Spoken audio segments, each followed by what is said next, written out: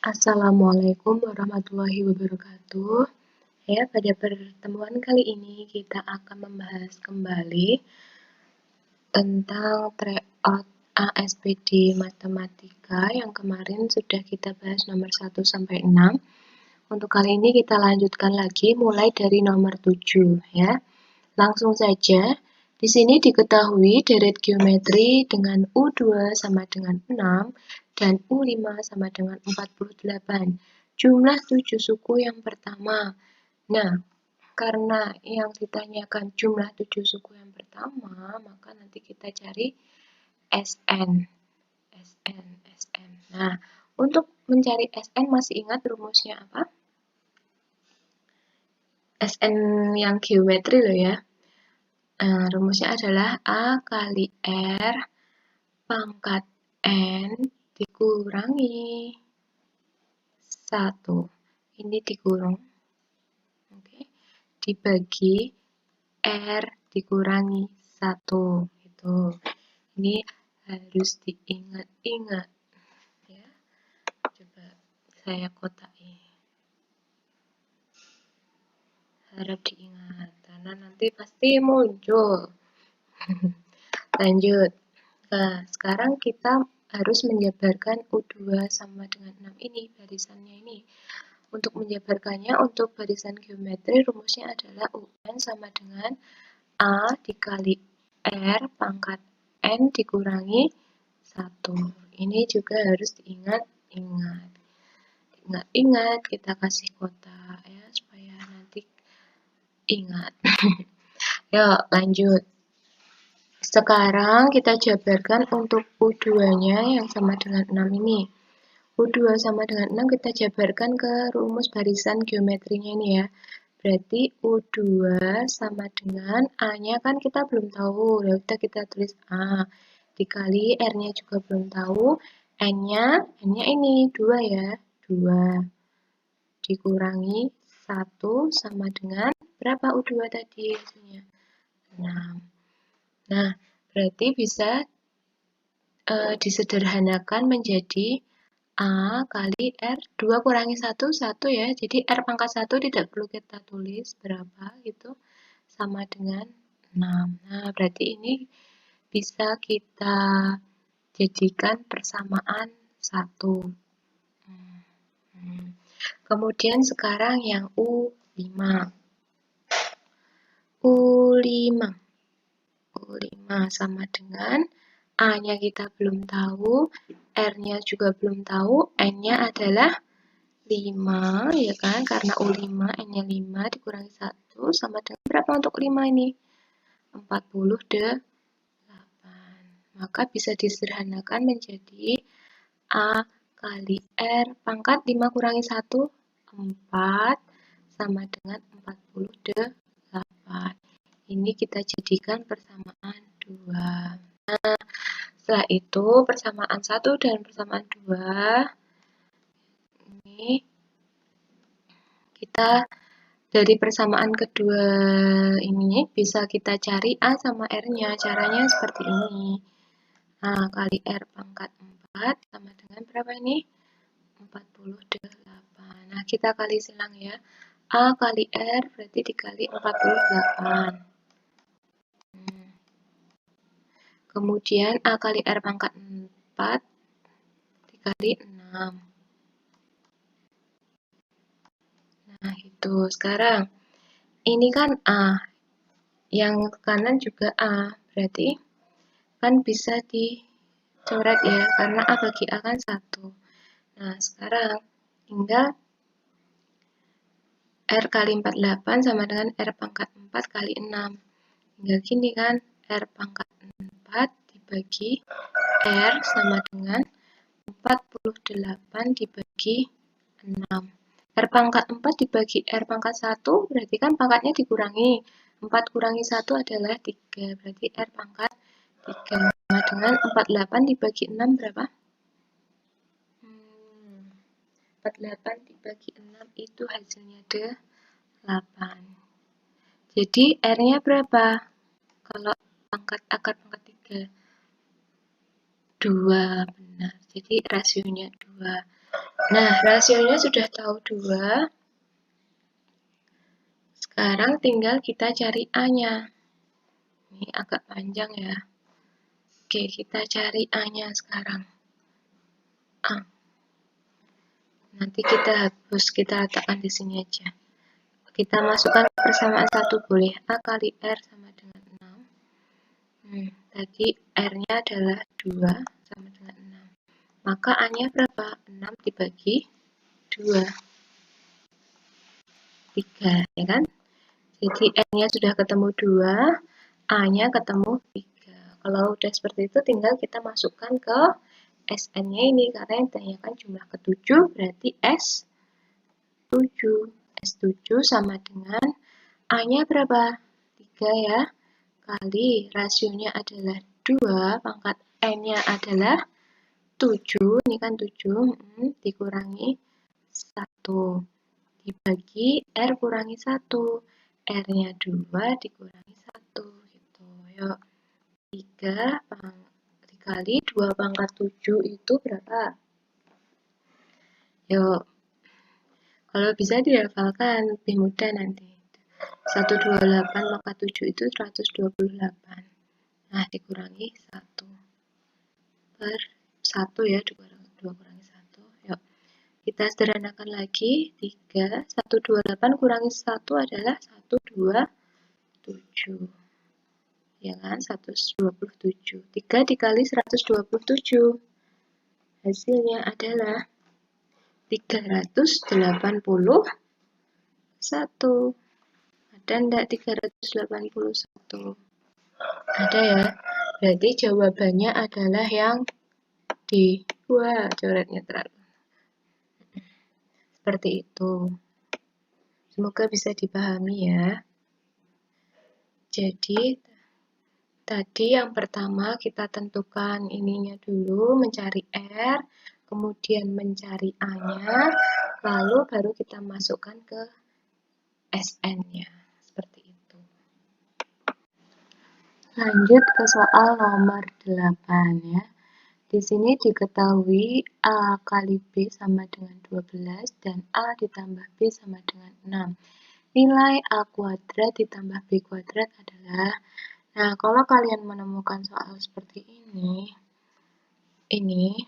diminta untuk menentukan nilai A kuadrat ditambah B kuadrat, sedangkan yang diketahui A kali B dan A tambah B, maka kalian bisa menggunakan rumus ini.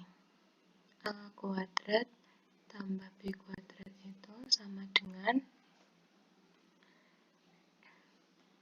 A tambah B kuadrat dikurangi 2 kali AB.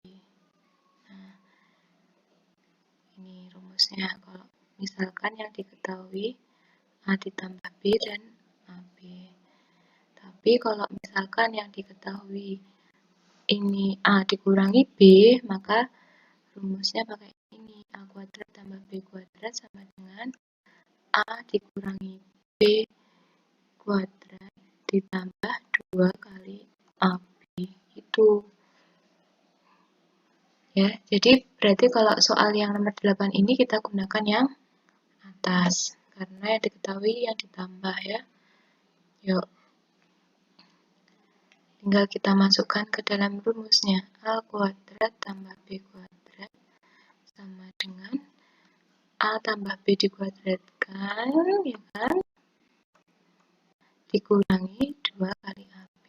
Nah, di sini A tambah B berapa? 6 ya. Berarti tinggal 6 kita kuadratkan dikurangi 2 kali AB-nya berapa? 12. Nah, seperti itu. Sama dengan 6 kuadrat 36 dikurangi 2 kali 12, 24.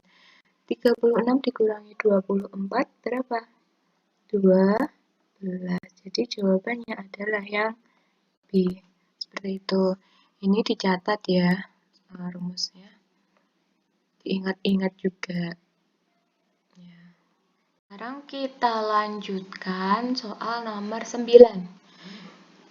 Di sini ditanyakan himpunan penyelesaian 3 dikali negatif 2x ditambah 5 dikurangi 7, lebih besar dari 2 dikali X ditambah 4. Untuk X bilangan bulat adalah, nah, untuk menyelesaikan soal seperti ini, maka ini harus kita sederhanakan dulu nih. Nih, ini tinggal kita sederhanakan dulu ya. 3 kali min 2X adalah min 6X. Kemudian 3 dikali 5, yaitu 15. Nah, ini dikurangi 7. Gitu. Lebih besar dari 2 kalikan X. 2X. Kemudian 2 kalikan 4, yaitu 8. Nah, yuk sekarang kita sederhanakan. Negatif 6X ditambah 15 kurangi 7, yaitu 8. Lebih besar dari 2X ditambah 8. Nah, sekarang yang X ini kita pindah ruas ke kiri. Karena X itu harus selalu berada di sebelah kiri tanda. Min 6X, 2X pindah ke kiri menjadi negatif 2X. Nah, lebih besar dari, di sini positif 8, di sini positif 8, pindah ke kanan menjadi negatif 8. Nah, negatif 6X dikurangi 2X adalah negatif 8X. Lebih besar dari 8 kurangi 8, 0. Ya udah, berarti tinggal X-nya lebih besar dari 0 dibagi negatif 8. Nah, gitu ya. Tapi karena dibagi dengan negatif, maka tandanya ini harus berubah. Jadi, X kurang dari 0 dibagi negatif 8 berapa? 0. Jadi, himpunan penyelesaiannya adalah ini. X bilangan yang kurang dari 0. Bilangan bulat ya ini, untuk X bilangan bulat. Berarti bilangan bulat yang kurang dari 0 itu ada berapa saja? Ya, ada negatif 1, terus negatif 2, negatif 3, dan seterusnya. Tuh, jadi jawabannya adalah yang D. Gitu ya. Lanjut ke soal nomor 10. Di sini jika P sama dengan himpunan X, di mana X-nya ini lebih besar atau sama dengan 5 kurang dari 12. X adalah anggota bilangan asli. Nah, bilangan asli itu berapa saja? Yuk diingat-ingat kembali. Bilangan asli itu dimulai dari 1, 2, 3, 4, 5, dan seterusnya. Maka, kalau misalkan X-nya berada di antara ini, nah berarti kalau ini ada sama dengannya, 5 merupakan anggotanya ya. P berarti sama dengan 5, 6, 7, 8, 9, 10, 11. Kurang dari 12. 12 ikut enggak ya, karena di sini tidak ada sama dengannya. Seperti itu. Kemudian, Q adalah himpunan X di mana faktor dari 24. Yuk, kita cari faktor dari 24. Faktor dari 24 itu adalah 1 dikali 24. Kemudian 2 dikali berapa? 24 bagi 2, 12. Kemudian kalau 3 bisa nggak? 24 bagi 3. Bisa ya, 8. Kemudian kalau dibagi 4, 24 bagi 4 bisa 6. 5 nggak bisa dia, 6 udah balik lagi. Berarti kalau udah balik lagi udah, berarti inilah faktornya. Yaitu 1, 2, 3, 4, 6, 8, 12, dan 24. Ya. Seperti itu. Kemudian sekarang yang R. R ini merupakan himpunan di mana X-nya lebih besar atau sama dengan 7 kurang dari 13. dan X anggota bilangan cacah. Bilangan cacah itu mulai dari 0, 1, 2, 3, 4, 5, 6, dan seterusnya. Maka X-nya ini bagaimana kalau lebih besar atau sama dengan 7? Karena di sini ada sama dengan 7-nya, berarti 7 ikut ya. 7, terus yang lebih besar dari 7 ada 8, 9, sampai berapa? R-nya ini. 7, 8, 9, 10, 11, 12. Ya. 13 tidak ikut karena di sini tidak ada sama dengannya. Kalau ada sama dengannya berarti nanti masuk 13 ke himpunan R ya, gitu. Sekarang yang ditanyakan apa? Yang ditanyakan adalah P irisan. Oh, maaf.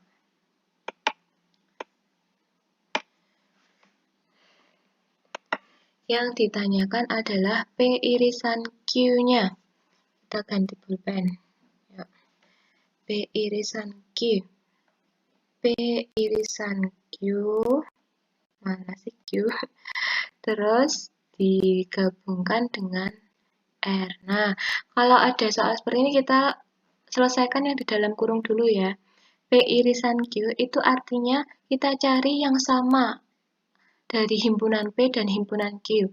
Jadi kita lihat nih di sini. Dari himpunan P dan Q-nya kita lihat yang sama yang angka berapa saja. 5 di himpunan Q tidak ada. 6 di himpunan Q ada ya, 6. 7 di himpunan Q tidak ada. 8 di himpunan Q ada ya. Oke, kemudian 9 di himpunan Q tidak ada, 10 juga tidak ada, 11 juga tidak ada. Maka yang merupakan irisan dari P dan Q adalah 6 dan 8. Gitu. Nah, sekarang kita gabungkan dengan R. Nah, 6, 8 ini, angka 6 sama 8 ini kita gabungkan ke himpunan R ini. Jadi jawabannya adalah 6 kita masukkan. 6, ini kita masukkan semua ya kan? Karena digabung 7, 8, 9, 10, 11, 12. Jadi jawabannya adalah yang A. Gitu ya. Kalau menemukan soal seperti ini, kalian sudah bisa mengerjakan. Lanjut ke soal nomor 10. Ini jika P sama dengan himpunan X, di mana X-nya ini lebih besar atau sama dengan 5 kurang dari 12. X adalah anggota bilangan asli. Nah, bilangan asli itu berapa saja? Yuk, diingat-ingat kembali. Bilangan asli itu dimulai dari 1, 2, 3, 4, 5, dan seterusnya. Maka, kalau misalkan X-nya berada di antara ini, nah berarti kalau ini ada sama dengannya, 5 merupakan anggotanya ya. P berarti sama dengan 5, 6, 7, 8, 9, 10, 11. Kurang dari 12. 12 ikut enggak ya, karena di sini tidak ada sama dengannya. Seperti itu. Kemudian, Q adalah himpunan X di mana faktor dari 24. Yuk, kita cari faktor dari 24. Faktor dari 24 itu adalah 1 dikali 24. Kemudian 2 dikali berapa? 24 bagi 2, 12. Kemudian kalau 3 bisa nggak? 24 bagi 3. Bisa ya, 8. Kemudian kalau dibagi 4, 24 bagi 4 bisa 6. 5 nggak bisa dia. 6 udah balik lagi. Berarti kalau udah balik lagi udah berarti inilah faktornya. Yaitu 1, 2, 3, 4, 6, 8, 12, dan 24. Ya. Seperti itu. Kemudian sekarang yang R. R ini merupakan himpunan di mana X-nya lebih besar atau sama dengan 7 kurang dari 13. Dan X anggota bilangan cacah. Bilangan cacah itu mulai dari 0, 1, 2, 3, 4, 5, 6, dan seterusnya. Maka X-nya ini bagaimana kalau lebih besar atau sama dengan 7? Karena di sini ada sama dengan 7-nya, berarti 7 ikut ya. 7, terus yang lebih besar dari 7 ada 8, 9, sampai berapa? R-nya ini. 7, 8, 9, 10, 11, 12. Ya. 13 tidak ikut karena di sini tidak ada sama dengannya. Kalau ada sama dengannya berarti nanti masuk 13 ke himpunan R ya, gitu. Sekarang yang ditanyakan apa? Yang ditanyakan adalah P irisan. Oh, maaf.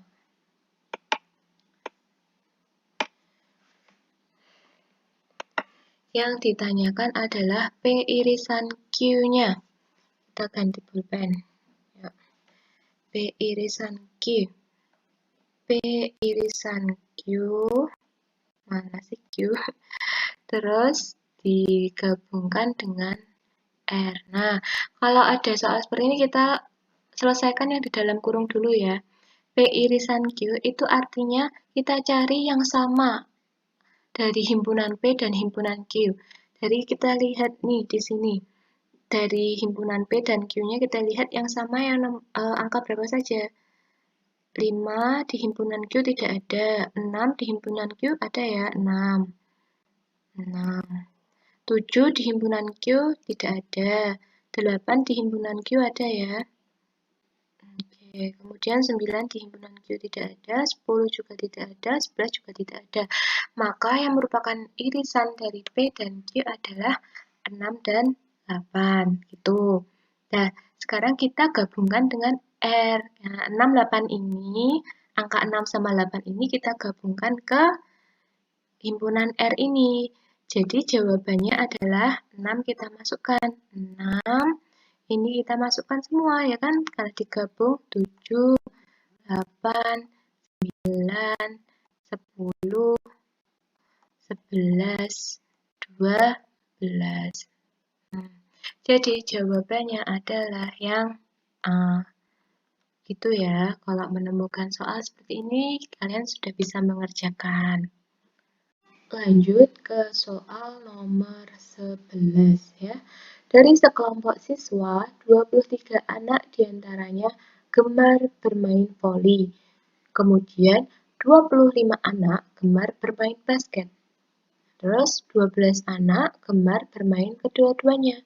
Dan 4 anak tidak gemar voli maupun basket.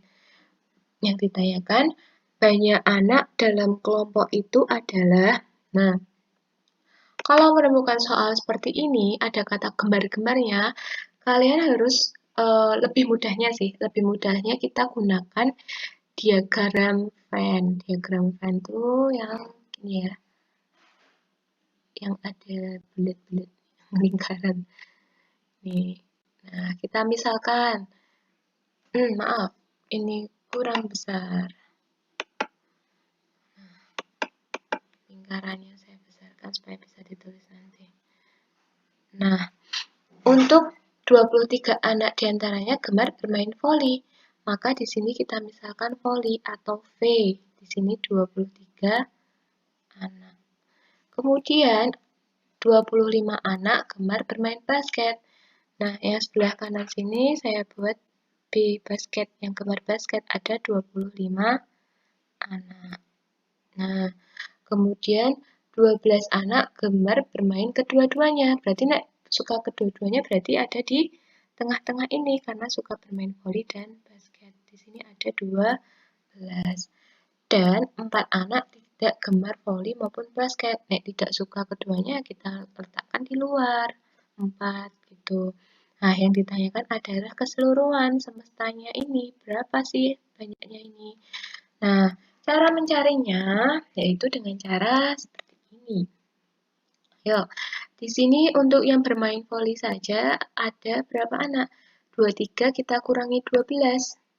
Ya, kita hitung satu-satu dari yang voli. 23 dikurangi 12. Kemudian ditambah 12 yang irisan ini. Gitu. Ditambah yang basket sendiri ada 25 dikurangi 12 gitu ya. Sama seperti yang voli tadi, dikurangi 12. Ya. Nah, sekarang ditambah yang tidak suka keduanya. Ada 4. Kalau untuk menentukan banyaknya semesta ya tinggal seperti ini, kita operasikan, kita jumlahkan, kita kurangkan. Yuk, 23 kurangi 12 adalah 11 ditambah 12, 25 kurangi 12 adalah 13 ditambah 4. Yuk, 11 ditambah 4 itu 15 ya. 15 ditambah 12 tambah 13, 25. 15 tambah 25 adalah 40.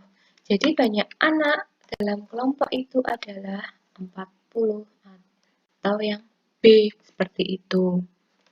Bisa ya? Oke, sekarang kita lanjut soal nomor 12. Di sini soal nomor 12 diminta untuk memperhatikan gambarnya. Ditanyakan yang merupakan fungsi pada diagram tersebut adalah yang mana? Yuk, kita ingat lagi bahwa fungsi adalah yang memiliki tepat satu kawan, ya. Daerah asalnya tepat memiliki satu kawan. Coba perhatikan baik-baik. Ini di gambar yang pertama, yang A ini merupakan daerah asal ya. Kemudian yang B adalah daerah kawan. Nah, fungsi itu tepat memiliki satu di daerah kawan. Jadi, ini untuk yang pertama 1. Yang kedua, ini juga dia punya 1. Kemudian yang ketiga, yang ketiga punya 2 kawan di sini. Berarti dia bukan merupakan fungsi. Karena yang daerah asal punya 2 kawan di B, gitu. Kemudian kita lihat yang kedua. Yang kedua ini, yang pertama, yang A, daerah asalnya ini tepat memiliki satu kawan di B. Kemudian yang kedua juga punya tepat hanya satu kawan di B. Kemudian yang ketiga, yang daerah asalnya tepat satu kawan di B juga. Nah, kalau seperti ini merupakan fungsi karena daerah asalnya tepat memiliki satu kawan di B gitu. Pokoknya intinya daerah asal hanya boleh punya satu teman gitu. Kemudian yang ketiga, yuk. Untuk yang daerah asal, yang pertama ini nggak punya teman. Kemudian yang B, temannya ada 3. Kan harusnya kalau fungsi cuma boleh 1 ya temannya ya. Nah, berarti ini sudah jelas ini bukan suatu fungsi. Gitu. Kemudian yang nomor 4. Nah, yang nomor 4 ini coba kita lihat. Ini yang pertama punya satu kawan di B. Yang kedua juga punya satu kawan di B. Kemudian yang ketiga juga punya satu kawan di B. Nah, kalau ini merupakan fungsi karena dia tepat memiliki satu teman gitu ya. Jadi jawabannya adalah yang nomor 2 dan nomor 4. Ya, yaitu yang C, seperti itu. Oke, lanjut ke soal nomor 13. Nah, kalau soal nomor 13 ini mengenai gradien garis ya, gradien masih ingat ya. Gradien itu merupakan kemiringan garis. Nah, kalau untuk mencari gradien, apabila diketahui garis seperti ini ya, rumusnya saya tuliskan dulu. Kalau misalkan dia miringnya ke kanan, maka nanti untuk mencari gradiennya adalah Y per X, positif ya. Tapi kalau misalkan miringnya ke kiri, maka M-nya nanti negatif Y per X gitu. Nah, kalau dilihat dari gambar ini, dia miringnya kemana? Ke kiri ya. Maka bisa kita langsung simpulkan bahwa nanti kita gunakan yang min Y per X. Nah, sekarang kita cari Y-nya berapa. Y itu kan sumbu yang tegak ya. Kemudian X itu sumbu yang datar. Kita cari yuk di sini. Y dulu. Y1, 2, 3, 4, 5, 6. Ada 6 petak ya, berarti di sini negatif 6 per X-nya berapa? 1, 2, 3 gitu ya. Berarti 3. Berapa negatif 6 bagi 3? Negatif 2. Jawabannya adalah yang D, seperti itu. Mudah ya? Jadi nggak usah bingung lagi nanti kalau ketemu soal seperti ini.